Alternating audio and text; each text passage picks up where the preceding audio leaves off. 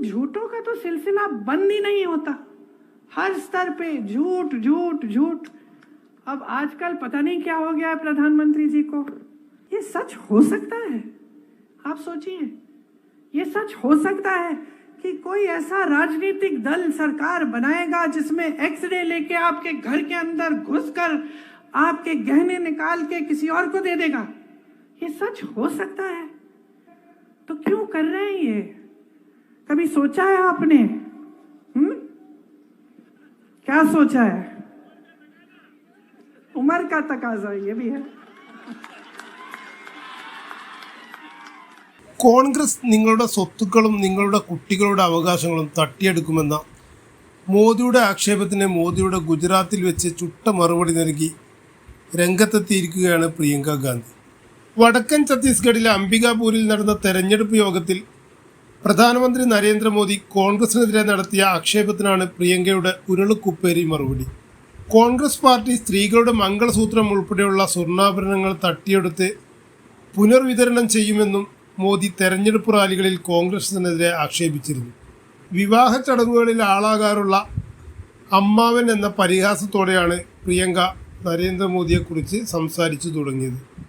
झूठों का तो सिलसिला बंद ही नहीं होता, हर स्तर पे झूठ झूठ झूठ।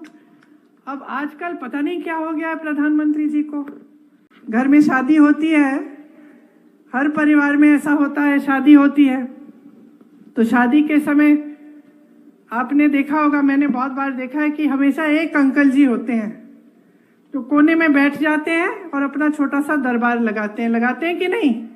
होते हैं ना। जो भी बोर हो रहा होता है वो कहता है कि भाई सुनूं मैं अंकल जी क्या कह रहे हैं। जाके सुनते हैं कि अंकल जी क्या कह रहे हैं, आज कुछ ना कुछ नया तो लाएंगे। और अंकल जी सबको अपना ज्ञान देते रहते हैं, देते हैं कि नहीं, है ना। अब आप बताओ, एक दिन अगर आप ऐसे एक शादी में या कहीं भी आप चाय की दुकान में बैठे और एक ऐसे ज्ञान देने वाले अंकल जी बैठे हों और वो कह रहे हैं सबको कि सावधान हो जाओ, अब जब सरकार आएगी ना कांग्रेस की तो एक्सरे की मशीन लाकर तुम्हारे घरों में जो बक्से पड़े हैं और जो घरों में तुमने छोटा अपना बचत अपनी की हुई है या तुम्हारी महिलाओं के जो मंगलसूत्र हैं उसको एक्सरे से निकाल के ये सरकार चोरी कर लेगी और किसी और को दे देगी। हंस रहे हो ना? मान लो किसी चाय के दुकान में या किसी शादी में किसी ज्ञान देने वाले अंकल ने ऐसी बात कह दी हो तो आप क्या कहते? आप कहते कि भाई आज तो अंकल ने बहुत बड़ी बात कर ली, खूब गहरी साजिश निकाल दी। हंसते ना? हंसते कि नहीं हंसते?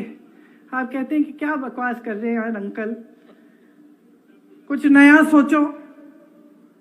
अब देश की परिस्थिति ये हो गई है कि उसी तरह से देश के सबसे बड़े प्रधानमंत्री जी जो सबसे बड़ा पद ले रखे हैं देश में, जिनके पास सबसे ज्यादा सत्ता है, उस पद की गरिमा को, उस पद की गंभीरता को आधार बनाकर ऐसी बकवास की बातें आपके सामने चुनाव तो वो सोच रहे हैं क्योंकि प्रधानमंत्री हैं, क्योंकि पद है, क्योंकि पद की गंभीरता है, वो सोच रहे हैं कि मैं ऐसे ही फिजूल की बातें करूंगा और पब्लिक सोचेगी कि ये सच है। ये सच हो सकता है? आप सोचिए, ये सच हो सकता है कि कोई ऐसा राजनीतिक दल सरकार बनाएगा जिसमें एक्सरे लेके आपके घर के अंदर घुसकर आपके गहने निकाल के किसी और को दे देगा? ये सच हो सकता है? अरे क्या इनको समस्या हो गई है हमारे न्याय पत्र से? क्या समस्या हो गई है? हम न्याय कह रहे हैं इसलिए, हम न्याय दिलवाएंगे इसलिए क्योंकि हम कह रहे हैं हम महिलाओं को हर साल महिलाओं को 1 लाख रुपए देंगे, क्योंकि हम कह रहे हैं कि ये जो 16 लाख रुपए आपने इस देश के दिए हैं ना अपने दोस्तों को, हम इस देश में बंटवाएंगे। बस यही तो कह रहे हैं हम कह रहे हैं कि जो स्कीम्स हैं इनसे आपको रोजगार मिलेगा। हम कह रहे हैं कि जो बच्चे स्नातक पास हैं वो भटकेंगे नहीं, रोजगार ढूंढने के लिए हम उनको अप्रेंटिसशिप देंगे, 1 लाख रुपए सालाना की कमाई दे देंगे जब तक उनको नौकरी नहीं मिले। हम कह रहे हैं कि किसानों के लिए सुविधा देंगे, स्वस्थ सुविधाएं देंगे, शिक्षा की सुविधाएं देंगे, और अंकल जी आपको सुना रहे हैं, अंकल जी आपको बता रहे हैं कि हम चोरी करेंगे, हम गहने लेंगे। अरे भैया, 70 सालों से देश स्वतंत्र है, 55 सालों से इस देश में किसकी सरकार रही बताइए जोर से? कांग्रेस की सरकार रही। कभी किसी सरकार ने ऐसी कोई स्कीम निकाली जिससे कोई एक्सरे मशीन आपके घरों में आकर आपके गहने ले जाए बताइए? तो क्या हो गया है मोदी जी को? कॉन्फिडेंस तो नहीं हिल गया है? घबरा तो नहीं रहे कि बहकी बहकी बातें कर रहे हैं हर जगह जाके? मतलब मैंने कल टीवी चलाया, मुझे तो यकीन ही नहीं हुआ कि ये देश के प्रधानमंत्री बोल रहे हैं। मैंने सोचा किसी ने गलत वो वीडियो मॉर्फ करके कर दिया होगा। फिर दोबारा मैंने किसी दूसरे चैनल पे देखा कि भाई यही कह रहे हैं। फिर मैंने सुना एक्सरे मशीन, मंगलसूत्र, पता नहीं क्या क्या कह रहे हैं। फिर आगे जाके कुछ और भटकी भटकी बातें कहने लग गए। तो क्यों कर रहे हैं ये? कभी सोचा है आपने? क्या सोचा है? उम्र का तकाजा ये भी है।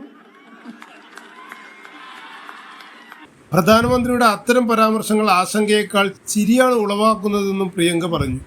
ഗുജറാത്തിലെ വൽസാദ് ലോക്സഭാ സീറ്റിൽ കോൺഗ്രസ് സ്ഥാനാർത്ഥി അനന്ത് പട്ടേലിന്റെ തെരഞ്ഞെടുപ്പ് പ്രചരണ യോഗത്തിലാണ് പ്രിയങ്ക പങ്കെടുത്തത്. ആദിവാസി സ്വാധീന മേഖലയായ വൽസാദ് ജില്ലയിലെ ധരംപൂർ ഗ്രാമത്തിലെ തെരഞ്ഞെടുപ്പ് റാലിയെ അഭിസംബോധന ചെയ്യുന്നതിനിടയിലാണ് പ്രധാനമന്ത്രിക്കെതിരെ പ്രിയങ്ക ആഞ്ഞടിച്ചത്. तो हमें क्या माफी मांगनी चाहिए इनसे कि हमने रोजगार की बात उठा ली, कि हमने महंगाई की बात उठा ली, कि हम लड़ रहे हैं आपके हकों के लिए, कि हम कह रहे हैं कि इस देश को हम खत्म नहीं करने देंगे तुम्हें?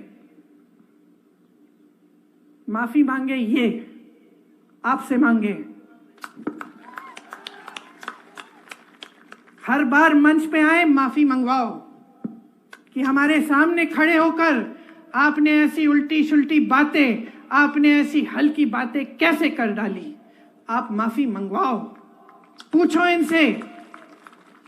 कोई जिम्मेदारी नहीं होती प्रधानमंत्री की देश के प्रति, कोई जिम्मेदारी नहीं होती जनता के प्रति कि जनता के सामने मंच पे खड़े हो सच बोलो।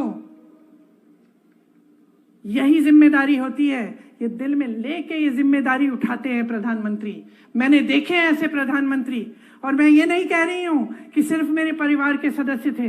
हाँ, इंदिरा जी थी, मर गई देश के लिए, शहीद हो गई देश के लिए।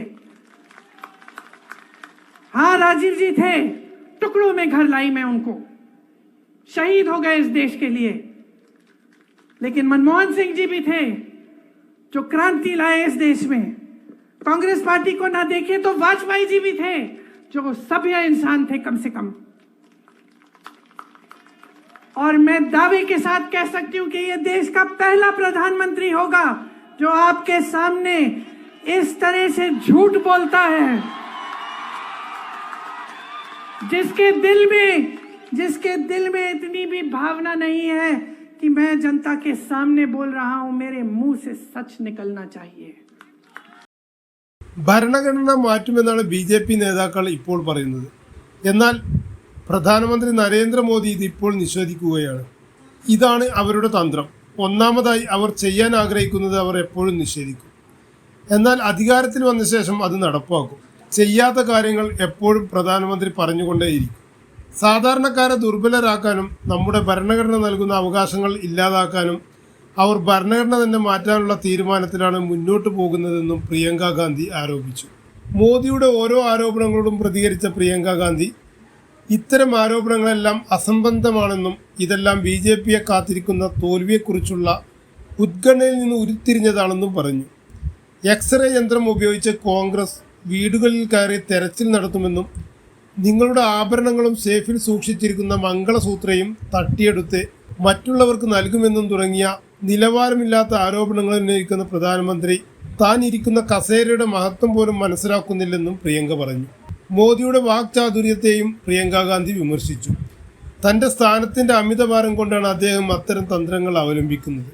ഇന്ന് രാജ്യത്തിൻ്റെ പ്രധാനമന്ത്രി നിങ്ങളോട് നിരന്തരം വിഡ്ഢിത്തങ്ങൾ സംസാരിക്കുന്നു. കാരണം ആളുകൾ തൻ്റെ വാക്കുകൾ ഗൗരവമായി എടുക്കുന്നു എന്ന് അദ്ദേഹം കരുതുന്നു. താനിരിക്കുന്ന സ്ഥാനത്തിൻ്റെ